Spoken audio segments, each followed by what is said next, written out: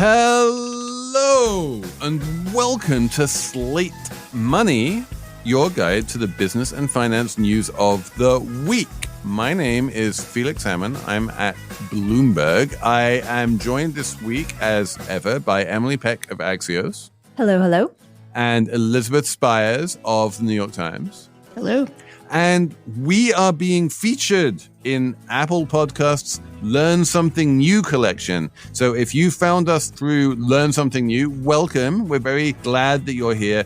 Every week on Slate Money, we basically pick three of the biggest stories in business, finance, and economics, and we explain what they mean, and we unpack the news behind the news, and we sometimes nerd out. This week, we're going to nerd out on litigation finance, but we're also going to talk about Elon Musk's pay package. We're going to talk about antitrust and Alphabet and Google and ChatGPT.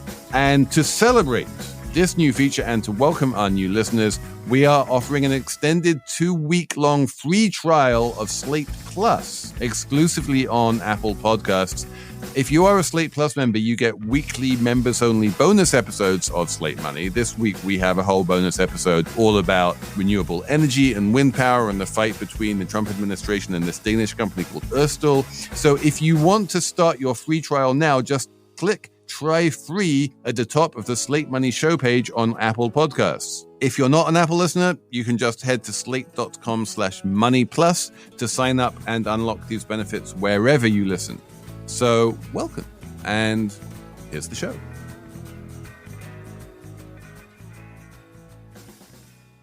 Slate Money is brought to you by Charles Schwab. Decisions made in Washington can affect your portfolio every day. But what policy changes should investors be watching? Washington Wise is an original podcast from Charles Schwab that unpacks the stories making news in Washington right now and how they may affect your finances and portfolio. Listen at schwab.com/WashingtonWise. This message is brought to you by Apple Card. Apple Card takes privacy seriously. It's your card, your info, your business. So if your credit card isn't Apple Card, maybe it should be.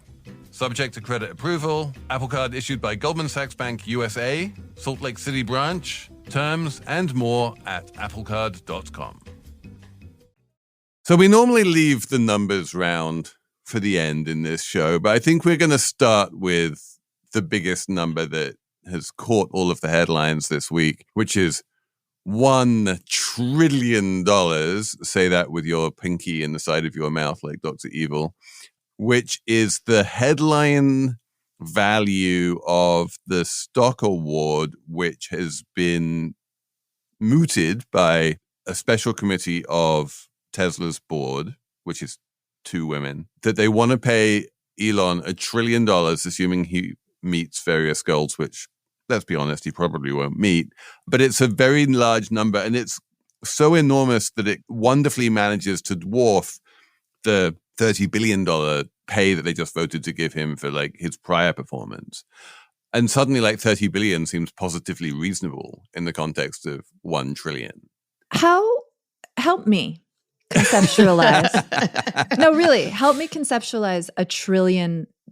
What is the size of US GDP? It's hundreds of trillions, right? Yeah, 100. I don't think we've reached 200 trillion yet. Like, would it fill how many swimming pools? Does it reach to Mars? Like, make me understand. There is probably a country we could reach for that has $1 trillion GDP, right? Well, I mean, let's not confuse stock and flow, right? It's not. The first thing that I hate more than anything else in like financial journalism and punditry is when people compare a stock of $1 trillion to a flow of $1 trillion. $1 trillion a year is vastly more than a single stock holding that is worth $1 trillion. So let's put it this way. The target that Elon has for what they call adjusted EBITDA, if he manages to hit all of his goals, is that Tesla's adjusted earnings need to be $400 billion per year.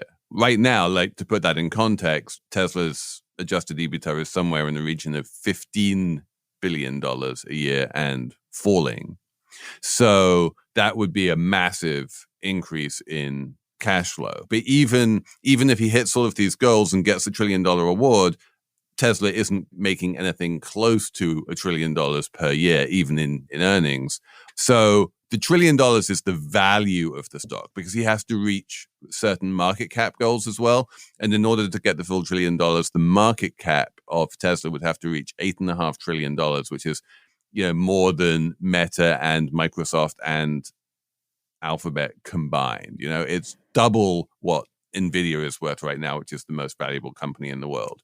So what is the point of offering him this pay package if it's that out of reach? So the point is precisely that he is not motivated by we'll give you, an income. He is already the richest man in the world, right?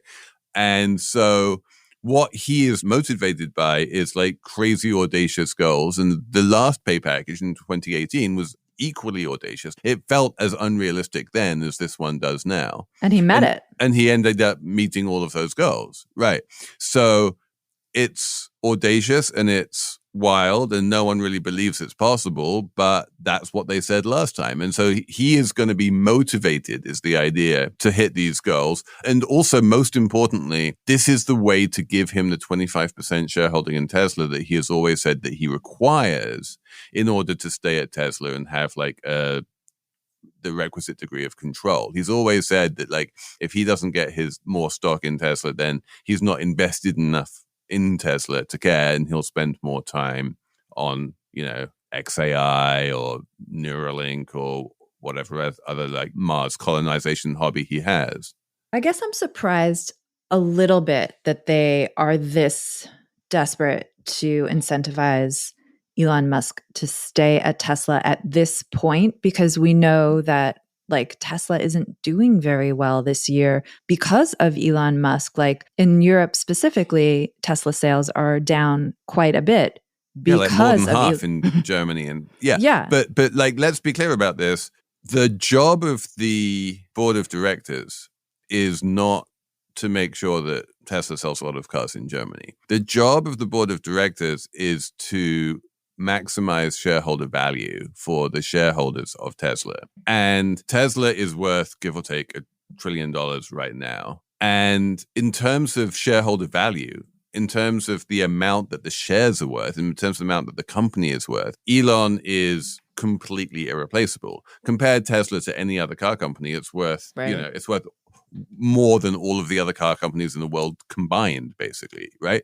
And on the basis of selling almost no cars compared to all of the other car companies in the world. So he's doing something right in terms of creating shareholder value.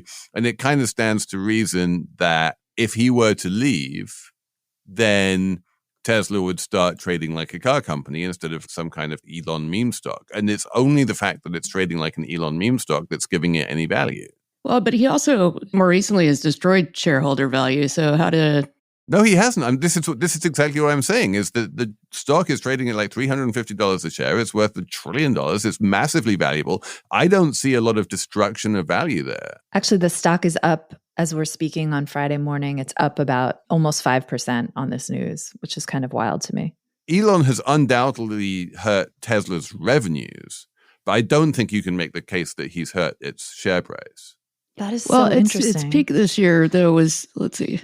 I mean, it's a volatile stock. Tesla is always down from its peak, but it's clearly up from massively, orders of magnitude up from where it would be sans Elon. This is also, if we remember, we spent at least one, if not more, episodes talking about the Delaware court case, which voided Elon Musk's last outrageous pay package. And much ink was spilled over the audacity of that pay package, the power of the Delaware court. In the end, they're offering him so much more money than last time. I feel like it's just a little indicator of how powerless the courts can be when it comes to this kind of thing. And we're going to talk about the Google antitrust case because it kind of just puts me in mind of the court's sort of inability to rein in. We are also going to talk about the Google antitrust case. And yes, you're right, they rhyme. The point about the Delaware ruling was not this pay package is too big, therefore I am striking it down. That's not what Kathleen McCormick said. What she said was Elon basically paid himself that money that the board wasn't independent enough and shareholders weren't aware of the ties between Elon and the board that basically led to him getting what looked like a very sweetheart deal from the board. In this case, one of the reasons that there are only 2 members of the special committee is that they're being very careful in terms of dotting the I's and crossing the T's to make sure that this is all done in accordance with law. And of course, now that Tesla is based in Texas rather than Delaware, they don't need to care about Delaware law for this one. They only need to care about Texas law for this one. And everyone just assumes that Texas would never rule in the same way that Delaware did about the pay package. So, I do think it's basically a foregone conclusion that shareholders are going to approve this package, partly because it costs them nothing unless Tesla completely soars in value. And if Tesla soars in value, then they're super happy. He gets nothing under this package unless, at the very minimum, Tesla doubles in value to $2 trillion. And then there's a whole bunch of other, real world, like the EBITDA needs to go up from 15 billion to 50 billion just to get the first tranche, which is 1%. And then what happens is he gets restricted stock that he can vote, but he can't sell. And in order to be able to sell it, he needs to stick around for 7.5 years. In terms of the structure of the award, I think it is structured quite intelligently. It's just the number of zeros that are completely insane. It's like 400 million shares or something. It's like no one in the history of capitalism has ever been paid so much, even potentially. When you don't have any money, the bank is taking more of your money, charging you more fees. If you've ever had a balance in your bank account that's either $10, $20, you know what I mean? They're always taking more terrible. money. It takes over your whole brain trying to work out. Yeah. Yeah. So if you have very little money, every financial institution in the country is trying to take whatever little bit you have away from you. But if you have money, people are just falling over themselves to give you more. Once you have a certain level of wealth, it's coming in from all sides. And Elon Musk is, of course, I believe, the richest person in the world.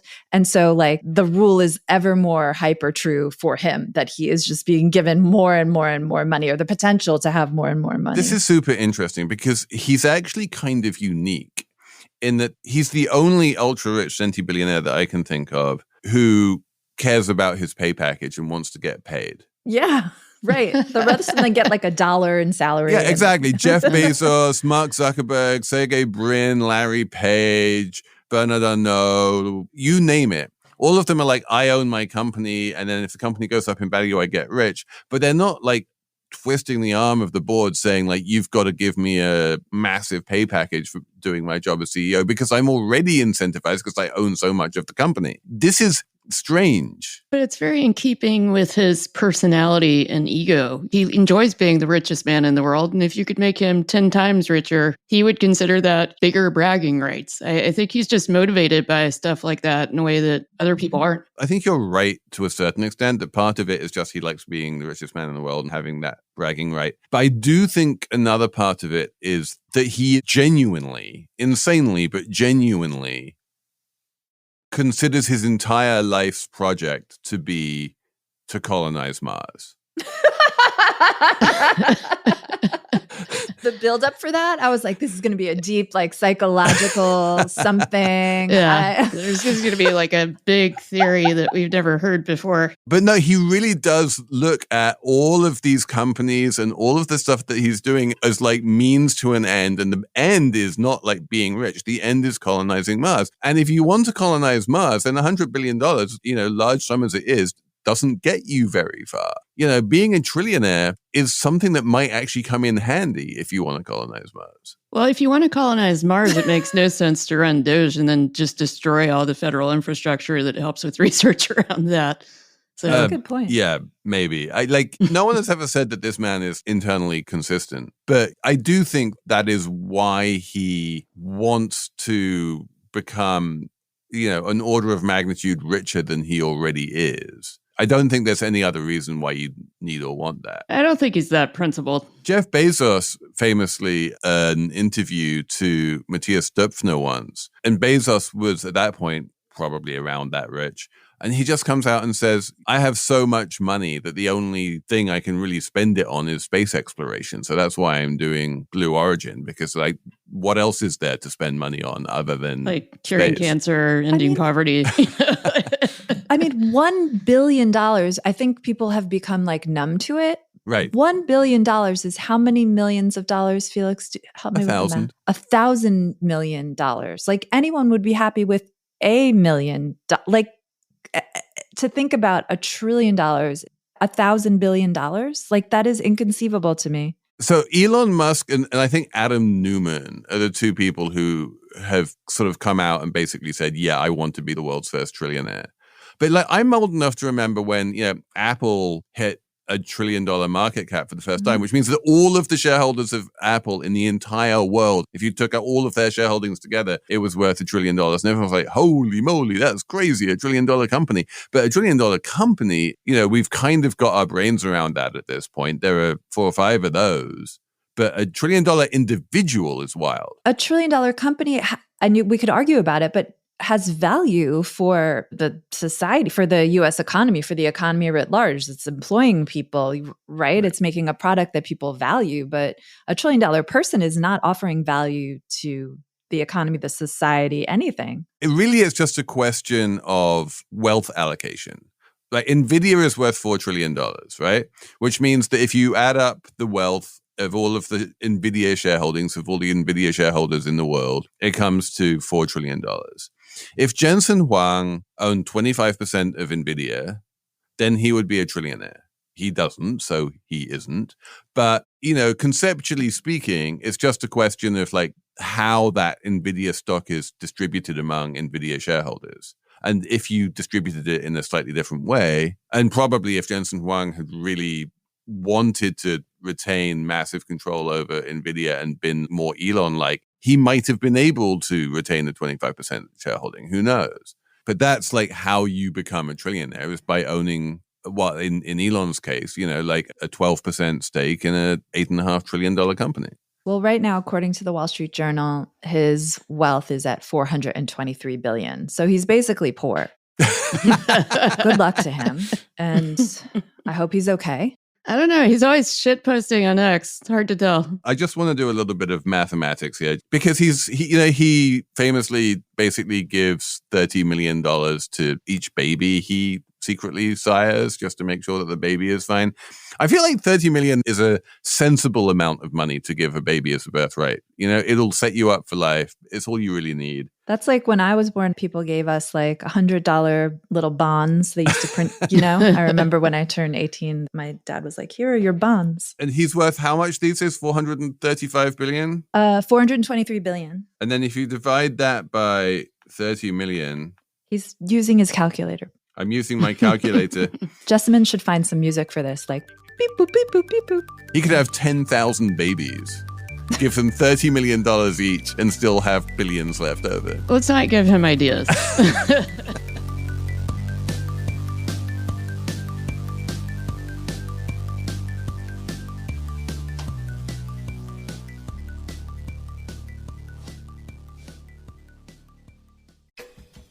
Slate Money is sponsored this week by Shopify. If you've shopped online, chances are you've bought from a business powered by Shopify. You know that purple Shop Pay button you see at checkout? The one that makes buying so incredibly easy? That's Shopify. And there's a reason so many businesses sell with it, because Shopify makes it incredibly easy to start and run your business. Shopify is behind 10% of all e-commerce in the United States. From household names to brands just getting started, it gives you hundreds of beautiful, ready-to-go templates to express your brand's style. It will tackle inventory, payments, analytics all in one place. It has that iconic purple Shop Pay button. It's why Shopify has the best converting checkout on the planet. Your customers already love it. If you want to see fewer carts being abandoned, it's time for you to head over to Shopify. Sign up for your $1 per month trial and start selling today at shopify.com/money. Go to shopify.com/money. Shopify.com/money. Raise the rudders! Raise the sails! Raise the sails! Captain, an unidentified ship is approaching. Over. Roger.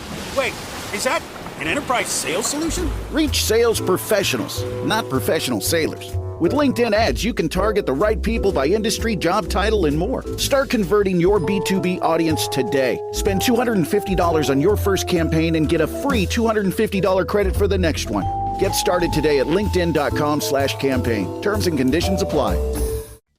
Let's stick on this subject of globe-spanning mega cap technology entities and talk a little bit about Alphabet, which the courts have ruled is a monopoly. And this week we had the remedy phase of that case, where they're like, you are a monopoly, and therefore what you need to do is, Emily, what did they need to do?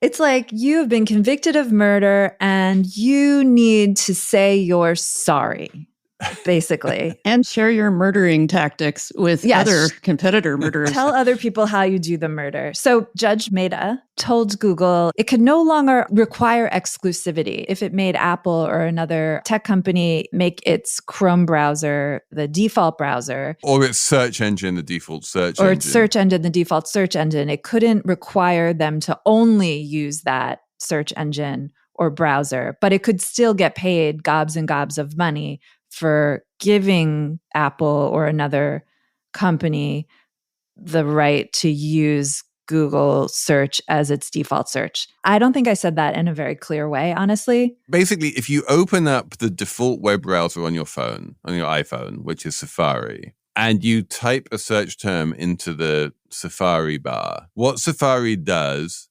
is it... Do you like the way that I say Safari bar? Safari bar. The Safari bar. So posh. How would you say it? Safari bar. You're much more rotic than I am. Safari bar. Depends. Depends on the day. You type your search engine into the Safari bar, and then the thing that comes up automatically is a Google results page. Mm-hmm. You don't need to navigate to Google to then type in the search term. You just do it like within the browser, and it's good. I mean, that is good that you don't need to do that extra step. It's, labor saving, it's fine. But that deal is apparently worth $20 billion a year to Apple, something like that. Google pays Apple billions and billions of dollars a year for that magic to happen, because obviously that magic is incredibly valuable to Google, and all the traffic goes to Google, and Google can then monetize that traffic in a bunch of different ways.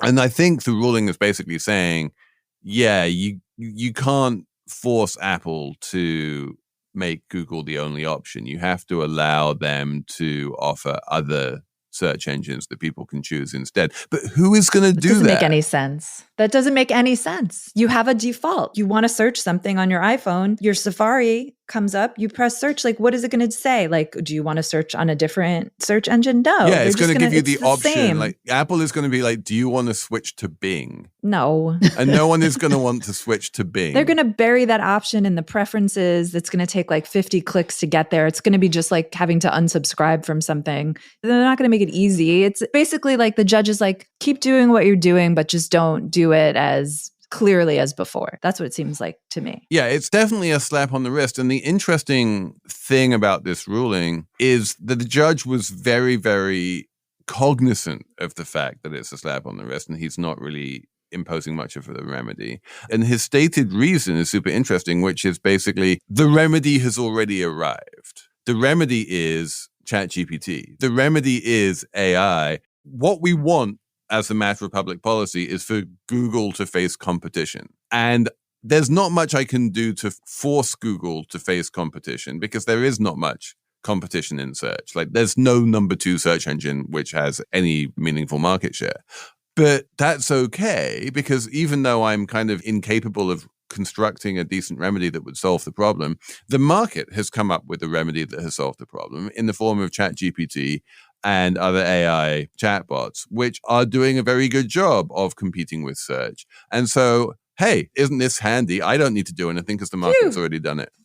Yeah, I don't think he's wrong either. ChatGPT has taken up a good amount of search traffic, and I believe search on Google has declined this year as more people, hundreds of millions, turn to ChatGPT for search. Speaking for myself, ChatGPT reminds me of early Google. Yeah. Google circa 1998 or whatever, where it was just a clean white page and you type in a question and actually what you want comes up, rather than the encrusted, enshittified Google that we have today, which is, you go to the Google homepage and it is not the beautiful white Marissa Mayer clean minimal thing. It is full of news stories. There's a million different buttons you can press. There's AI results, all over the place. And the whole thing is just much less useful than it was 20 years ago. And ChatGPT has come in and taken that, like, we're going to do something which gives you what you want cleanly and without ads. And that's amazing. Well, 2 things. One is that they could revert to a kind of homepage where they're using Gemini in the same fashion. And then the other thing is that if you're a power user of GPT, you are paying $20 a month and people don't pay anything for Google. I feel like the judge is intuitively right about this, but what they could do with Gemini would sort of moot that a little bit, right? Well, I mean, in terms of some people pay for ChatGPT, sure, some people pay for all manner of products. The overwhelming majority, like more than 95, I think more than 99% of ChatGPT's users pay nothing. And they get a really good experience, which is super clean and ad-free. Elizabeth, what you're suggesting is that Google could create a ChatGPT-like product using Gemini. But if it did that, wouldn't it be cannibalizing its search engine revenue and profit, which is like far outpacing anything? They've already made a strategic decision to do that, though. If you use Google, your first results are always whatever Gemini is producing. And Right. It has destroyed traffic to publishers. The thing where Google has the monopoly is search. And if you are a for-profit company and you have a monopoly in something, then you're going to lean into your monopoly.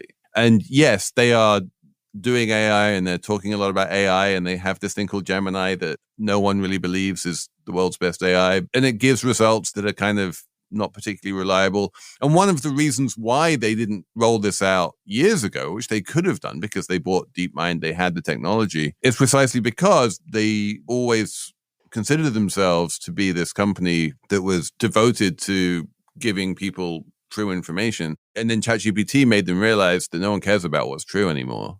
ChatGPT and Donald Trump. And so now they're just like, okay, we'll give you the AI result and it'll be true most of the time. And people are okay with that. And yeah, Google will evolve. The product will evolve. The search product will evolve. But I think Judge Mehta's point and Emily's point is just, it's not going to be a monopoly anymore. The dominant AI chatbot is ChatGPT. It is not Google. And is it possible that Google will be able to outcompete ChatGPT? ChatGPT has first mover advantage, but we've seen over and over again in technology that only gets you so far. Yeah, it's possible. But now we are in a world of competition, right? And that is what monopoly law is designed to create, is a world of competition.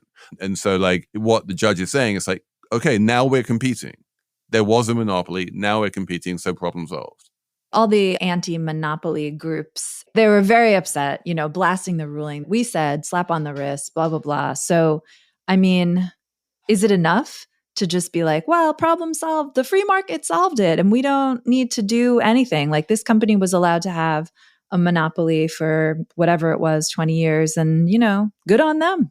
Now they have competition, it's fine. The suit was dumb. I think they're right that it's certainly bad in terms of there's no deterrent effect in terms of if a company wants to be an evil mustache twirling monopoly, they look at what happened to Google and they're like, yeah, no one in government is going to do anything terrible to me in terms of a remedy. Even if they find that I am a monopoly, the remedy is going to be a slap on the wrist. The last time there was a real remedy was probably when Bell was broken up in the early 80s.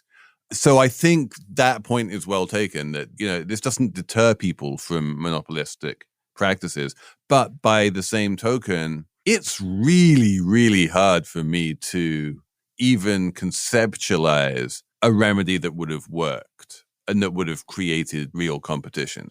If you're looking at big tech cases in 2001, there was a Microsoft suit, and this is probably the biggest remedy in big tech company, that prevented Microsoft from imposing contracts on PC makers. But that strikes me as a just radically different situation than what we have now, where almost any major tech company can design right up to the edge of whatever the remedy is. And the courts are not fast enough to kind of deal with that or react. The Microsoft ruling was a slap on the wrist as well. Although it was enough to give Google the room it needed to grow its Chrome browser. Yeah. Yes, we had this discussion already on the show about whether the Chrome browser is a particularly important part of Google.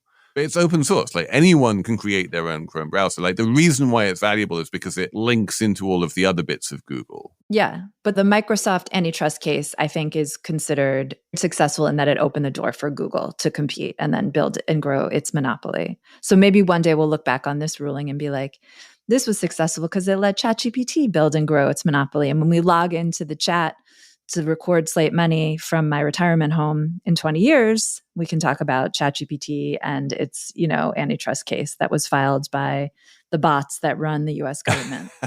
You mean our bot personas From Mars can log in From Mars. and Exactly. talk about it? Oh, but Felix, you wanted Yes. to make the point, and I think it is worth making, that I feel like one lesson to draw from this is that antitrust works in advance. Antitrust policy, laws, rules, et cetera, works on the regulation side and in advance, but doesn't work in the courtroom. If you want to do antitrust, prevent the merger from happening. Exactly. Like it's good at preventing mergers. I mean, it's not as good as it probably should be at preventing mergers, but it has prevented lots of mergers, and it's quite good at stopping things from happening in the future. But once you already have a monopoly and judges are trying to craft a remedy that unmonopolizes you, Microsoft was still a monopoly after 2001. Google is still a monopoly today.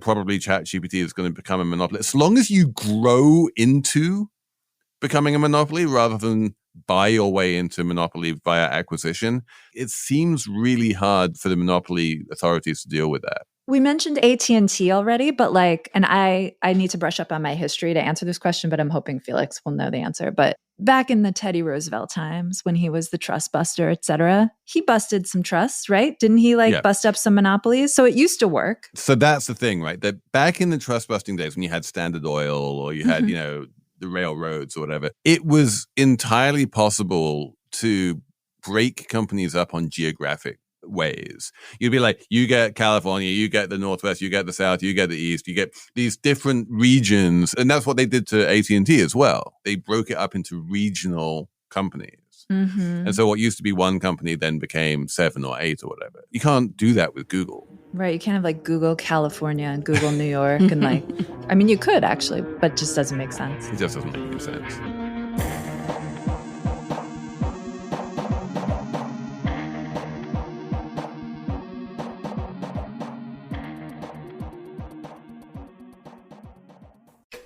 Slate Money is sponsored this week by 1Password. I don't know if you probably don't know how many different SaaS applications are being used at your company right now. If you have Trellica by 1Password, you have a tool that will help you discover and secure access to all of those SaaS apps, even the unmanaged shadow IT that no one even knows exists. I use 1Password on a very regular basis. It keeps my life in order. I have no idea what I would do without it. Trellica by 1Password is like the corporate version of that. It inventories every app in use at your company, and it pre-populates profiles to assess risk, letting you manage access, optimize spend, and enforce security best practices across every single app your employees use. It provides a complete solution for SaaS access governance, and it's just one of the ways that extended access management helps teams strengthen compliance and security. The main 1Password password manager is trusted by millions of users and over 150,000 businesses, and with regular third-party audits and the industry's largest bug bounty, 1Password exceeds all of the standards set by various authorities. It's the leader in security. So take the first step to better security for your team by securing credentials and protecting every application, even unmanaged shadow IT. Learn more at onepassword.com/money. That's onepassword.com/money. All lowercase. This message is brought to you by Apple Card. Did you know Apple Card is designed to help you pay off your balance faster with smart payment suggestions? And because fees don't help you, Apple Card doesn't have any. So if your credit card isn't Apple Card, maybe it should be. Subject to credit approval. Apple Card issued by Goldman Sachs Bank USA, Salt Lake City branch. Variable APRs range from 18.24% to 28.49% based on creditworthiness. Rates as of July 1, 2025. Terms and more at applecard.com. I want to talk about something super nerdy. Can we move on to... As opposed to the topic we were just talking about? Yeah, no, the topics we were just talking about of broad interest to real people. And now I want to disappear down into the world of litigation finance, which is, I feel like most Slate Money listeners will probably be like, who, what? Anyway, the wonderful world of litigation finance is now trading the refunds that companies will be entitled to in the event that Trump's tariffs are declared illegal. So as we all know, as we have discussed, the Federal Circuit Court of Appeals ruled that the tariffs are in fact illegal. It concurred with the International Court of Trade in New York, and the tariffs are still in place for the time being. It's going to go up to the Supreme Court. The Supreme Court is basically going to rule one of two ways. It's either going to agree with all of the other jurists and say, yes, they're illegal and strike them down, or it's going to somehow find some reason why they're legal and keep them in place. In the first instance, if the Supreme Court agrees with everyone else that they are illegal, then a whole bunch of companies who paid these tariffs, American companies are the people who paid the tariffs, remember that, those American companies who pay the tariffs will be entitled to a refund on all of those illegal tariffs that they paid. So if you are a company that has paid, say, $100 million in tariffs, what you can do is you can go along to Cantor Fitzgerald or some other broker and be like, I will sell you the right to my $100 million in refunds for $25 million. And then if you do get the $100 million refund, you don't actually keep it. You have to give it to the person who bought that right for $25 million, and that person makes a $75 million profit. On the other hand, if you don't get the refund, then you are sitting on $25 million that you wouldn't otherwise have, and the person who bought that right gets nothing. I love this market. Wait, can I ask one clarifying question? Who fights for the refund once the rights have been sold? Is it Cantor Fitzgerald, which, by the way, we should say denies that they're doing this, or is it the firm that's owed the refund? The idea is that you kind of don't need to, that's going to be part of the court ruling. If the tariffs were illegal all along, then the US government just needs to refund them. But that's not how it works in practice for other kinds of tariffs when refunds are owed. Yeah, they are potentially going to have to individually sue the government to get it back. And one of the people quoted in one of the stories, a guy at Cato, suggested that given everything we know about the Trump administration, they're just going to throw their hands up and say, well, it's impossible to deliver all of these refunds in a way that actually makes sense and is efficient. And they will create lots of hoops for the companies to jump through in order to get them. I think that sounds feasible. In other situations where the US government has owed refunds, there's like a process that's apparently arduous to get your money back. There's also, I learned this in the prep. I didn't realize that when Howard Lutnick left Cantor Fitzgerald, he left his two 20-something sons in charge of it. And so he's, saying that he has no idea where this is coming from, but looks a little fishy. I have to say that, there was some rent-a-quote professor quoted as saying, oh, it's terribly worrying that Cantor Fitzgerald is buying these things. And no, it's not. They're just a broker. They're finding some hedge fund or speculator on the other side of the trade, and they're just putting two sides together on a deal. That's what investment banks do. Well, I think the implication is that Lutnick is sort of informing them behind the scenes about what he thinks is going to happen with tariffs. Yeah, but there's no evidence. Like, even if Cantor Fitzgerald was doing huge amounts of volume in these things, that's totally not necessary. And there's no reason why he should be. And I'm sure he isn't. And I'm sure he can't because he doesn't even know. Like, the only thing that really matters here is what the Supreme Court does. I really don't know how to handicap this one. I will say that I was mildly disappointed by the fact that the en-banc decision from the Federal Circuit was 7-4 rather than unanimous. There were 4 judges who dissented and basically said, no, these tariffs are legal, they're okay. And I tried to read the dissent, and it was, as far as I could make out, like, to me, it was just gobbledygook. I could not make out, like, most judicial rulings are pretty clearly laid out. And the dissent in this case was just like swimming through mud. I couldn't make head or tail of it. But I do think that those 4 judges who have written the dissent have now given the sort of Trumpy Supreme Court avenue to walk down should they decide that they want to declare the tariffs to be legal. Well, we should say the Federal Circuit knocked the decision back down to the lower court because they said, can you see if you can figure out a way to do these tariffs that wouldn't be illegal? Well, I mean, there is a way. Like, this doesn't apply to the aluminum and steel tariffs. There are certain tariffs it doesn't apply to, but it does apply to, there are 50% tariffs on Brazil because I don't like what Lula is doing to Bolsonaro. Like, that is clearly illegal under both rulings. It seems, given the Supreme Court's 6-3 conservative positioning and given the way it's ruled in favor of the Trump administration at basically every turn so far this year, it feels like they'll figure out a way to make this okay, and those Wall Street bets won't pay off. But this is the wonderful thing about a market, is that there's a price for everything, right? So you might believe with good reason that 25 cents on the dollar is too much to pay for these claims because probably the Supreme Court is going to allow the tariffs to remain in place. But if it was 2 cents, then it would be worth it. The thing that's interesting to me is really just the price rather than the existence of the market. Like, I want to look at the price and see what signal the price is sending. It was Wired, actually, who did the original reporting on this. And they were saying the quoted price is in the 20 to 30 range. And I think that's probably right.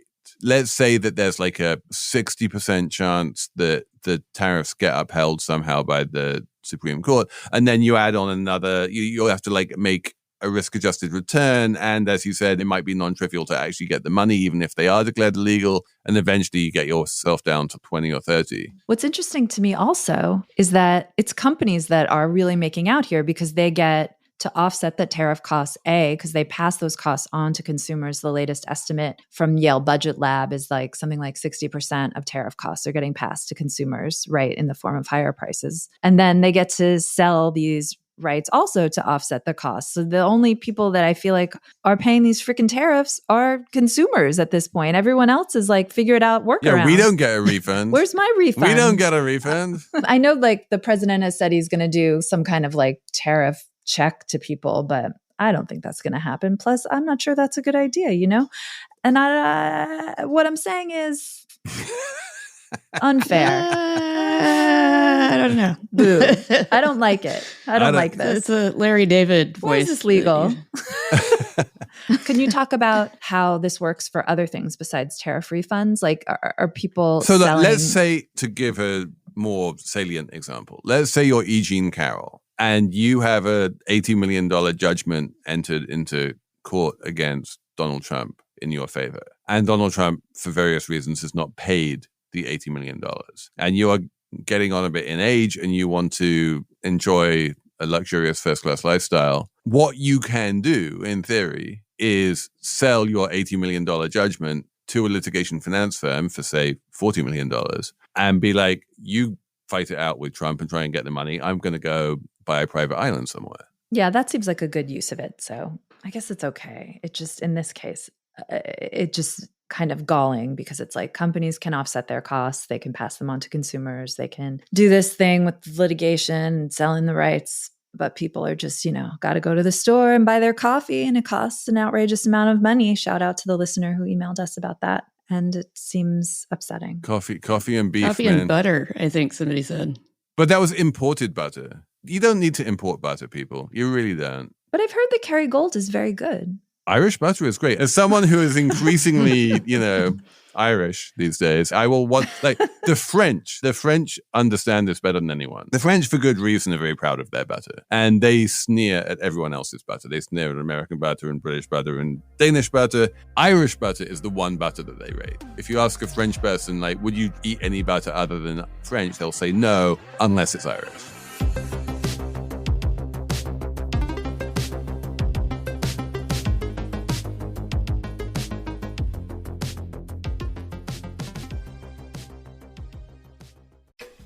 Slate Money is sponsored this week by Upside. If you're looking for an easy way to earn real cash back every time you fill up your tank, grab a bite to eat, or stock up on essentials this fall, then just look no further than the free Upside app that gives you cash back on daily essentials like gas, groceries, and dining. I have a local gas station. It is where I fill up my car. It is so easy to just get money back every time I use that gas station. There's no confusing rewards, points, credits. It's just actual money you can transfer straight to your bank account. You claim an offer for whatever you're buying on Upside and then pay as usual with a credit or debit card. Follow the steps in the app and get paid. There are over 100,000 gas stations, grocery stores, and restaurants on the Upside app, and you can earn 3 times more cash back with Upside than any other product.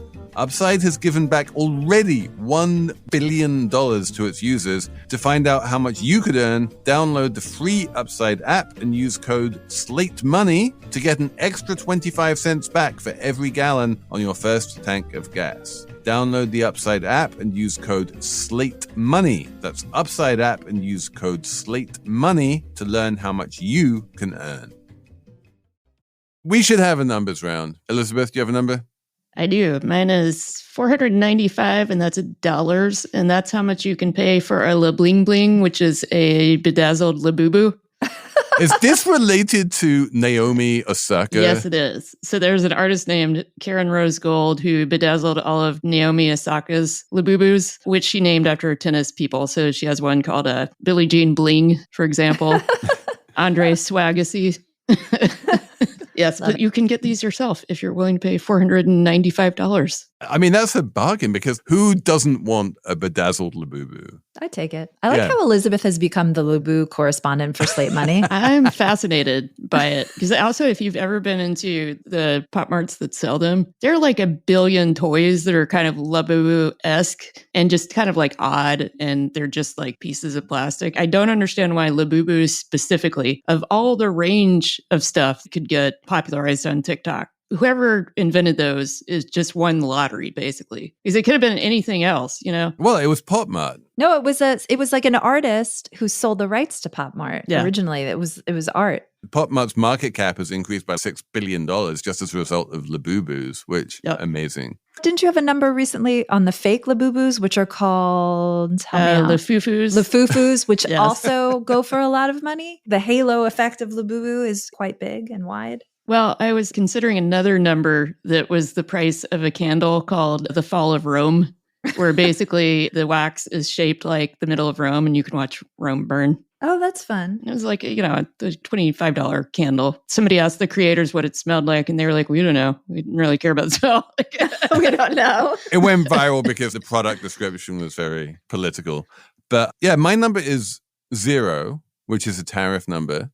Guys, I have some good news. There is a 0% tariff on Portuguese cork, which if you open a wine bottle which has a cork in it, like a real cork in it, which is still most wine bottles these days, that cork almost certainly came from Portugal. Portugal basically has a global monopoly on cork. So all of the American winemakers and everyone else was saying, like, we don't want to pay a 15% tariff on cork. And the Trump administration said, that's fair. And so it's 0 now. Oh, so that's quite reasonable. Yeah. Why don't others do that? 0 is a good tariff rate, and I think we should have that on more things rather than just cork. It's actually kind of surprising that Trump didn't just go, all of our cork needs to be made in America now.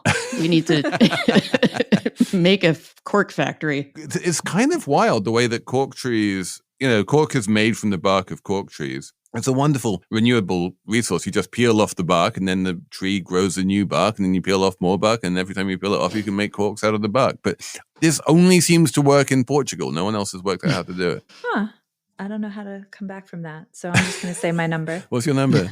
3. 3 is the number of Trump administration cabinet members who claim more than one primary residence on their loan papers. 3 members of the cabinet have 2 primary residences. Are we going back to this question of the distinction between a primary and a principal residence? Yeah, it was a wonderful story. The 3 Trump cabinet members identified by ProPublica were the labor secretary, Sean Duffy, the transportation secretary, and do you want to guess who the third one is? Is that interesting? No, it's Lee Zeldin, the EPA guy. The 3 of them have mortgages on 2 different homes, both designated primary residences, which according to ProPublica and a paper from the Philadelphia Fed that I don't remember if we mentioned last time, is fairly common and happens often because people don't pay attention to what they're signing. If you've ever closed on a mortgage, you sign 1,000 documents. They've looked at the papers, they've seen the check marks, etc. So the idea being something about sauce for the goose and sauce for the gander, and if this is a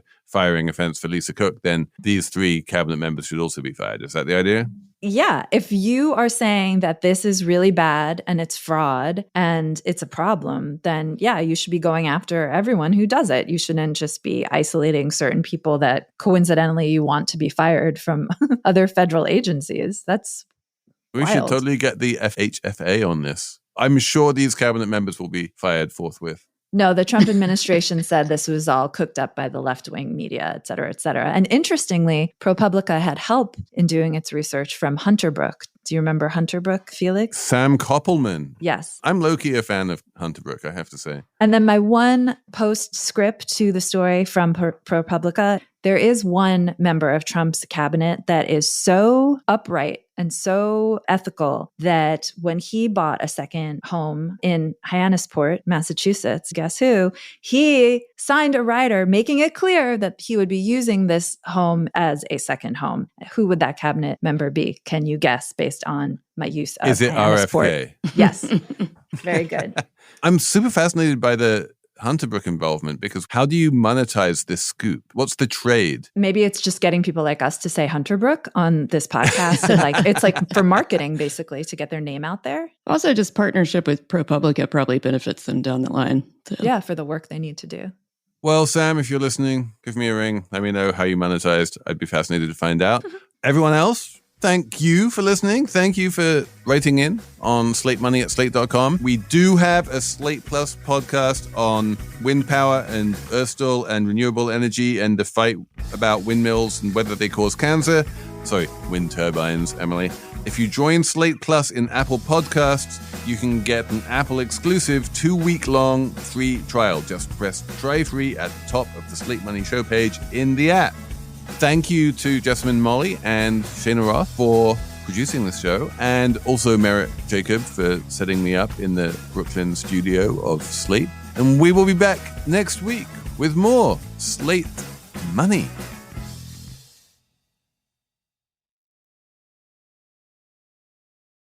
That's the sound of the fully electric Audi Q6 e-tron and the quiet confidence of ultra-smooth handling. The elevated interior reminds you this is more than an EV. This is electric performance redefined.